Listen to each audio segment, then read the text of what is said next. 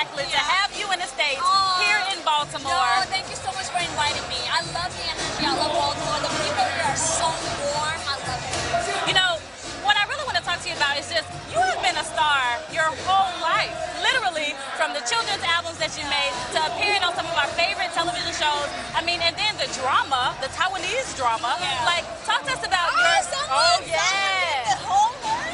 talk to us about your journey as an international superstar and then representing your culture. Yeah, I mean, I started really young, right? Yeah. I grew up singing at church when I was 3 years old. I released my first single when I was 6 years old. I think the key is to never look at it as a job.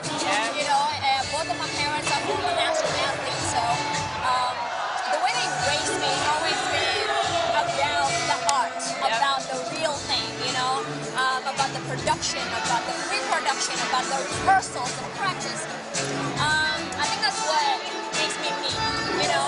I'm not a celebrity. I don't want to be called as a celebrity. I don't want to be called as a public figure. Yeah, public figure, sure, but I'm not like an entertainer. I'm an artist, you know. And I didn't realize that Indonesian traditional culture, because, you know, we're talking about 20,000 different islands. Right.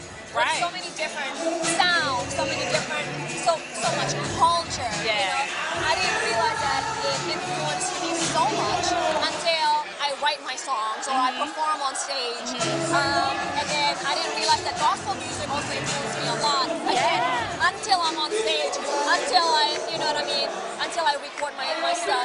But, you know, like, you just gotta do you.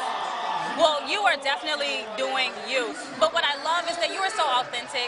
Like, when you listen to your music, I mean, you literally pour your heart and soul into it. And so I think that's what oozes out. And being here in the States, I mean, you've connected with some heavy hitters. First time I ever saw you was on Chris Brown's Instagram. How did that connection come about?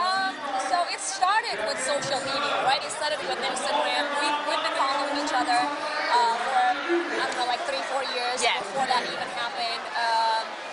And at one point we were just like, hey, let's just vibe out in the studio, play each other's music, and we'll see how it goes, you know? Yeah. And long story short, we have now 16 million followers? Yeah. What is your, like, do you wrap your mind, you can shift the whole culture.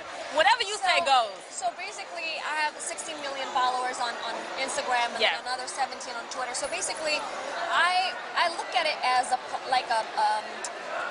responsibility. That's right. Right? Exactly like what you said. When you have a platform, you can literally touch everybody's soul.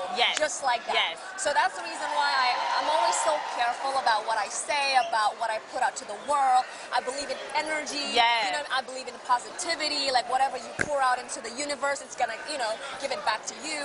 And that's also the reason why I'm shooting and producing and writing this docu-series.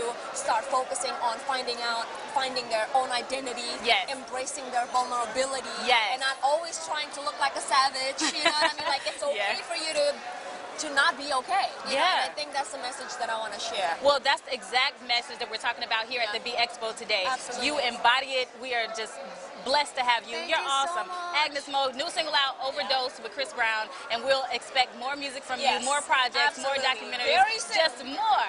So it's Nori for the BE Expo for Radio 1.